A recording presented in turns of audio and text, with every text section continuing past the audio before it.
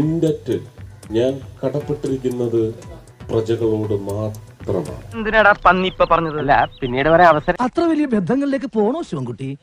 Ration കട മറന്ന് മണ്ണെന്ന്. തൃശ്ശൂർ രായോ എന്താ ഇപ്പൊ എന്താ പറഞ്ഞ് കയ്യടിയുടെ ഒച്ചയില് ഞാൻ ശരിക്കും ശ്രദ്ധിച്ചില്ല. അത് ഞാൻ കടപ്പെട്ടിരിക്കുന്നത് പ്രജകളോട് മാത്രമാണ്.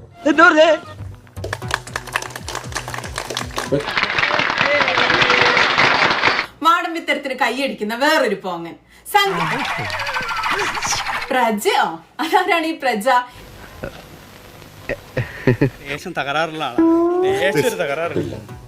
മുഴുവൻ ജനങ്ങളുടെ കഞ്ഞിപ്പാത്രത്തിലെത്തിയിട്ടുണ്ട്. അതിന് കാശുവല്ലോ. എന്നിട്ട് എന്താ ശരിക്കും എന്താണ് ഇയാള് പറയുന്നത് നോക്കൂ. പ്രജകളുടെ കഞ്ഞിപ്പാത്രം. ഇയാളിൽ നിന്ന് സഹായം സ്വീകരിച്ചപ്പോ ഇപ്പൊ ആരായെന്ന് നിങ്ങൾ ആലോചിച്ച് നോക്ക്. ഇപ്പം കുറച്ച് വിടല് കൂടിയണല്ലേ? ഒരു പൊടിക്ക് അടങ്ങടേ. എന്താണ് ഒരു പ്രജയും വോട്ടറും തമ്മിൽ ശരിക്കുള്ള വ്യത്യാസം? വോട്ടർക്ക് അന്തസ്സുണ്ട്, അഭിമാനമുണ്ട്. അവരുടെ അവകാശമാണ് ജനപ്രതിനിധിയിൽ നിന്ന് അല്ലെങ്കിൽ സർക്കാരിൽ നിന്ന് അവർക്ക് കിട്ടേണ്ട ആനുകൂല്യങ്ങൾ, പണം, സഹായം എല്ലാം അവരുടെ അവകാശം.